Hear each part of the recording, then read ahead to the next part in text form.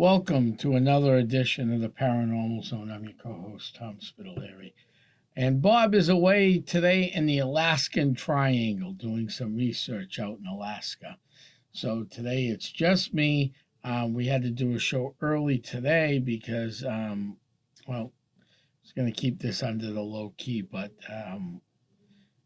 as you guys know, the podcast is broadcasted live from the James R. Ross Memorial Studios in downtown haunted Lawrence, Massachusetts. We also have a TV show we do here, but we also have a show I do in another community, and that public access TV's annual meeting is tonight, so I have to head to that tonight. So that's why we're doing the show a little earlier in the day, so it's a little bit harder to get people. But the Paranormal Zone is set up to hear people's differences, opinions in the paranormal, in the UFOs, UAPs. I don't really like using the word UAPs, but that's the new word, so it is what it is. Cryptids such as Bigfoot, Birdman, and all those things that go boom into the night or bump into the night. We'll see what happens today, but this show is going to be on. It's heating up outside. The summers are coming. The warm weathers are coming in. So, it's time to start doing things, going out, checking out haunted locations, going to different events, and keep an eye on Essex County Ghost Project's Facebook page because we got a huge event coming up in July. We're working on a brand new Parafest for next year. Rising from the ashes, the phoenix will rise again. So we got a lot in the works, a lot going on right now. But for today's show, we're going to talk about traveling. Now, we have guests that travel all over the world. We have listeners from all over the continental United States and the world. England, Ireland, Russia, Saudi Arabia, you name it. We have had plenty of listeners from all across the globe listening in. So we're going to talk about some places in the summertime to go.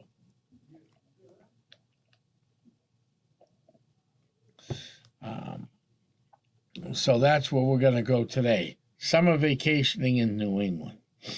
So New England has the rockiest coast, which gives us plenty of shipwrecks. You could go out and look for buried treasures or treasures of those shipwrecks all along the Rye, New Hampshire, Seabrook, Salisbury coast, Cape Ann, Gloucester, Salem, Mass. And while you're out there, you might as well keep an eye out and see if you see any monsters of the deep. That would be the first thing to go looking for while you're out there. We're going to talk about a little bit of everything, but we could definitely talk about monsters of the deep because there's plenty of those monsters of the deep seen all over the New England coast and all the way up into Maine. And speaking of that, before we even get to there was another sighting that came over the wire this week. Lake Champlain, there was actually another sighting of Champy, which is pretty cool. But you can see things like, so again, you go out there to Lake Champlain in New York, you can check out, see if you see Champy. It's the second sighting this year. That's pretty amazing. But they do have cameras. You can actually Google this, find it, and go on and watch it all day long on your computer and watch for Lake Champlain to see if Champy shows up.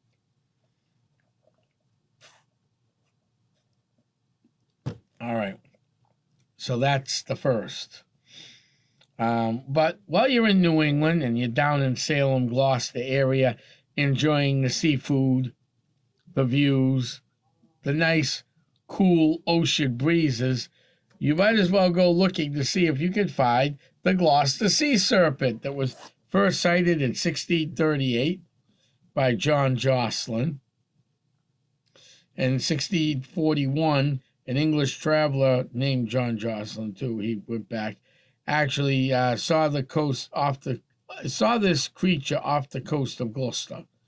They told him he told that it was a sea serpent, a snake-like creature, leg coiled up like a cable upon a rock at Cape Ann. A boat passing by with 2 English and 2 Native Americans. The English wanted to shoot to kill, but they were dissuaded by the natives. They said killing this creature would put their own lives in danger. In 1817, there was another sighting of this sea serpent. In 1889, there was another sighting of this serpent. In the summer, 1819, also in the summer of 1817, hundreds of people, including a crew of 4 whaling vessels, sighted the serpent off of Gloucester Harbor. And then this thing has been known to travel all up and down the way. So you never know where you're going to see this thing. In Salem, Gloucester, Nahant, it was seen again. April 1819, after about 70 so years after the War of 1812, a letter appeared in the United Service Journal that a great sea serpent was sighted off the coast of Nahant. Sightings continued, and November 15, 1970, it was sighted again. And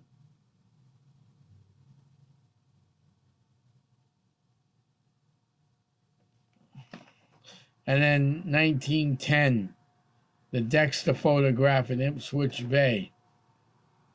1920, if you ever go down to Scituate for vacation or in that area, there was also a sighting there. So these things have been seen all along the New England seacoast. They've even been seen as far as Maine is concerned.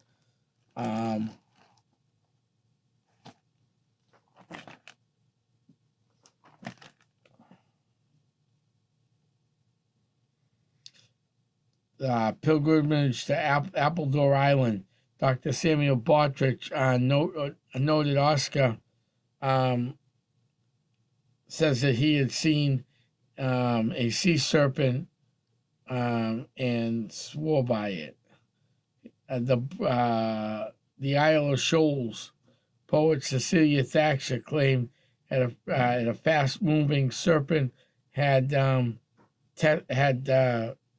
once terrified a group of hotel goers out sailing, but the creature then veered off, but it scared them. So, they have been seen all over Kittery, 1886. So you're up in Kittery, you're up at Fort McHenry in Kittery, Maine. So you're looking out in the ocean, you can check that, or bring a camera with you and check out Fort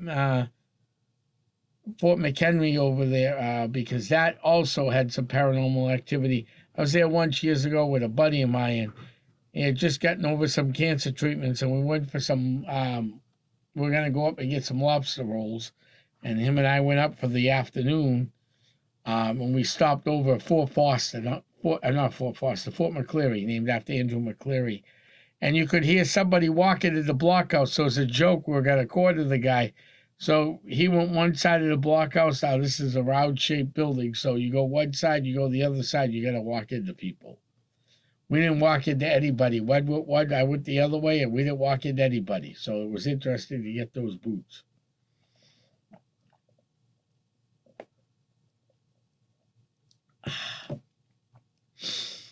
So, it's interesting what you see out there.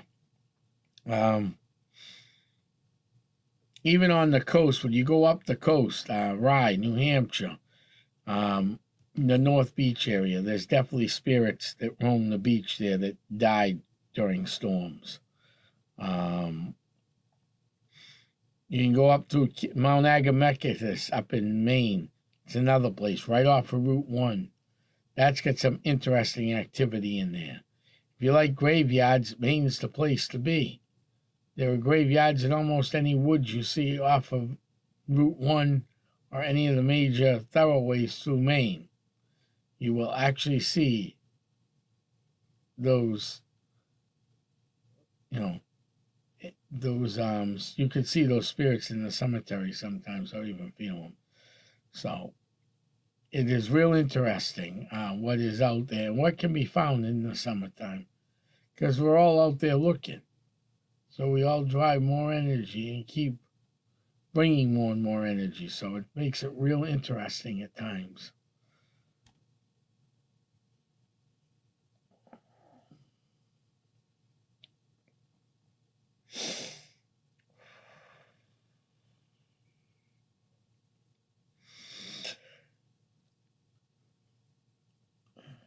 All the way up the coast of Maine, there have been lake monsters and sea monsters sighted. There's also been plenty of paranormal ghost ships from Gloucester Harbor all the way up the coast. So it makes it even more interesting to see what is out there and what can be out there and what is still out there.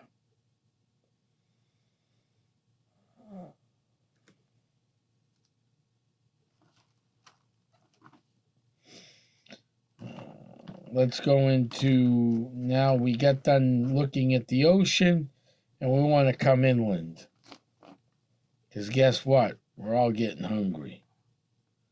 So it's lunchtime.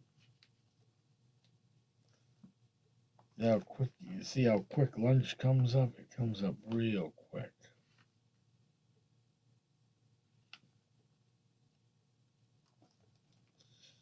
Real quick.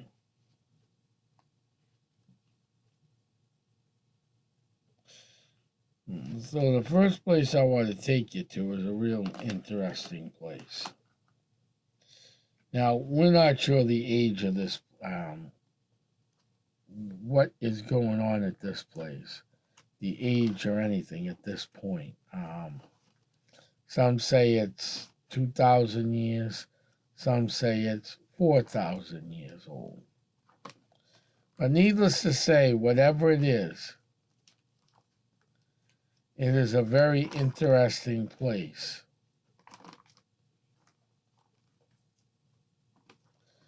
For some paranormal activity. And that interesting place is America's Stonehenge, up in Salem, New Hampshire. America's Stonehenge is over 1,400 years old. They don't know who built it. There's rumors that the Native Americans did. There's rumors out there that there's rumors out there it's older than Native American settlement. Some say Phoenician, some say Vikings, some say a mixture of both. But the way these towns were 200 years ago are not the way they are today.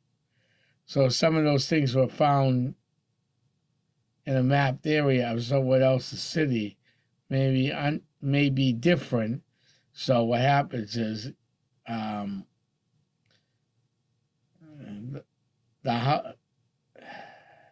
the protection that these sites get is what I'm trying to reach at here. So some say most agree Stonehenge is 1,400 years old. Some say later, some say less than that.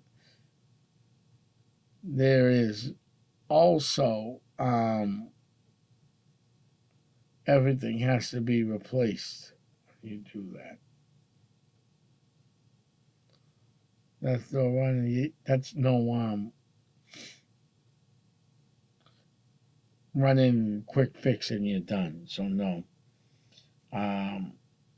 So that's a great place, and you get a lot of interesting facts over at this location. If we go further inland from the coast, we'll go to the Wyndham Restaurant, but I believe right now the Wyndham Restaurant is closed. It caught on fire. But that's got a great place, and if you're into the paranormal, they'll tell you about it. But there was a lady laying across a door jamb in the place right before the fire. I heard they're still closed because of fire, but they are reopening. So check that place out. It's called the Wyndham Restaurant.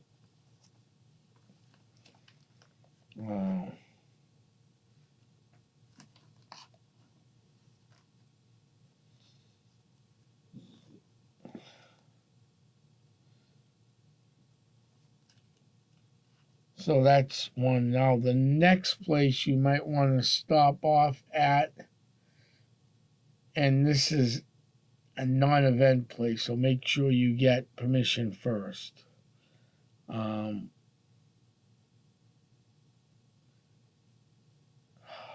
just drew a blank. Oh yeah, the next place will be talking about some of the haunted mill buildings here in the Merrimack Valley. There's been plenty of mill buildings, plenty of people died in these buildings, so it is interesting to see how much activity is in it. In fact, not too far from the studios, the former Pemberton Mill site. And after the fire, people were looking for remains, their friends that might still be alive. And the fire had pretty much wiped out the building. The building had collapsed inward. So there wasn't much left of the fire. But what was there a lot was like eerie remains of clothing and stuff like that. That's all that was left. One of the things that was found was the belt that was tightened around the father's waist, saying, to the family member that, I own you, more or less, with that type of. And they pulled away, but when they're pulling away, you figure Dad was going to get hurt. The answer is no. So that's good news. Very good news, actually.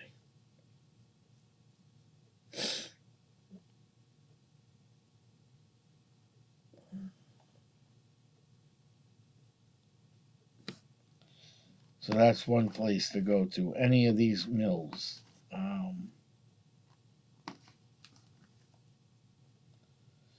You will actually like that.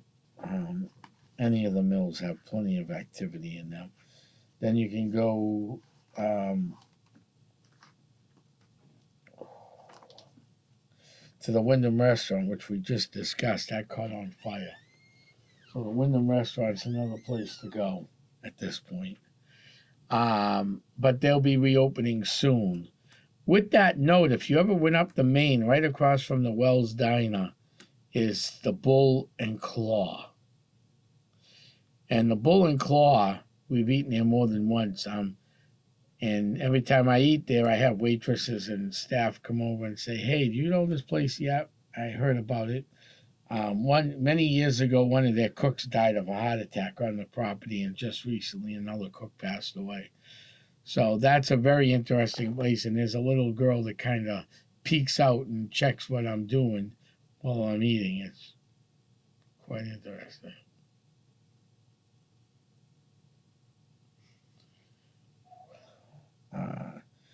So that's a place to definitely go to. There's train tracks behind it and everything. Great location. And you never know what you're going to find at the Bull and Claw.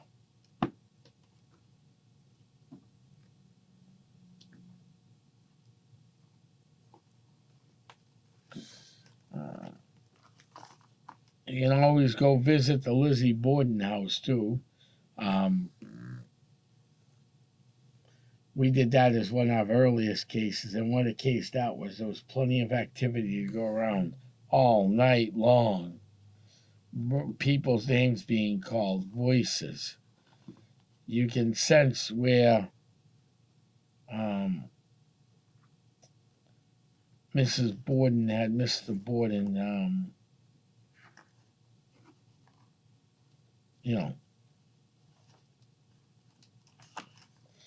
taken care of, you could say. If you like walking out in the woods, and I don't suggest doing that this week,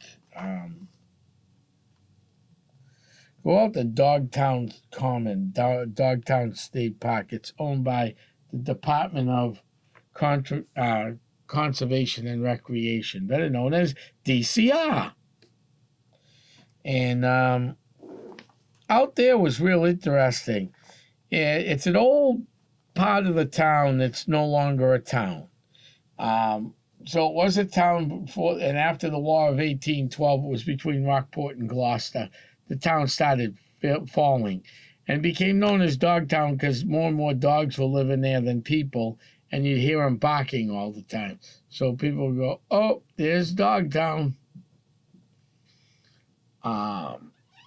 We went over there many years ago, and what we caught was even more interesting. On a camera, you got me channeling, and I thought it would have been King Philip or one of the natives, but that didn't happen. What we caught was a sailor's head on my body, and then it disappeared. And so didn't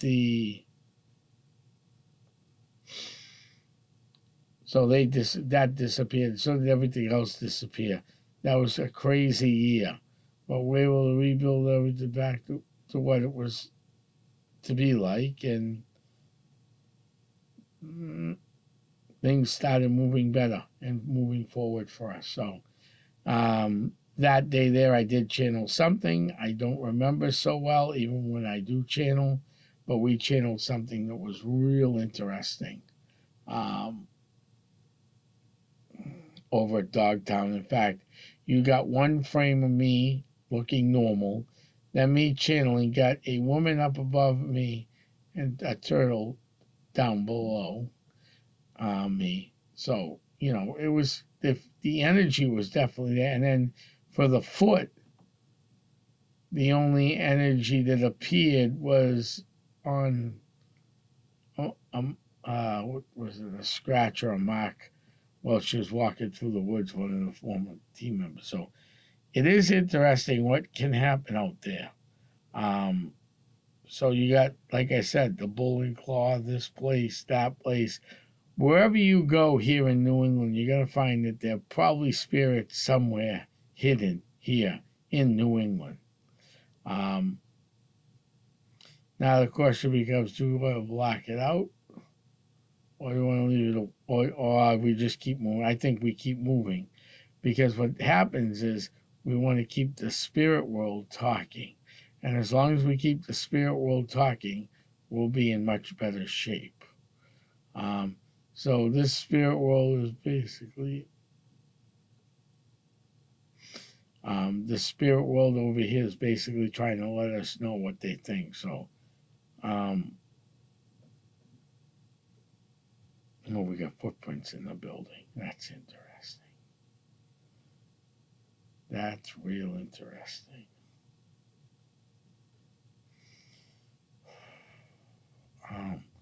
And then you got Fort Foster, which is another place in southern Maine that's haunted.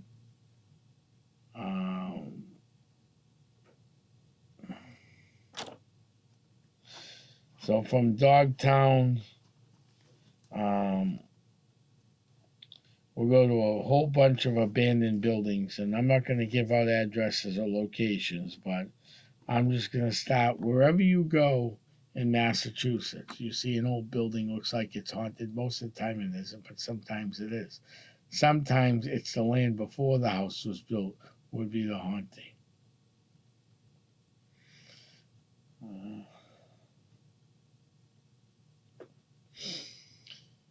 All right, then. So I have to cut this show short today due to the fact that we have other things going on.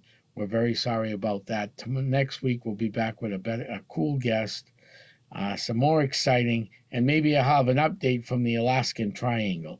I want to thank everybody for tuning in tonight. Again, if you want to be part of the Paranormal Zone, email us at the Paranormal Zone, and we'll get back to you relatively quickly. If you want to get a hold of me quicker, you can always email me or call me at 978-376-2807, and I will be more than happy to get back to you. Thank you, everybody, for tuning in. Have a great afternoon, and I'll see you in the paranormal. Goodbye.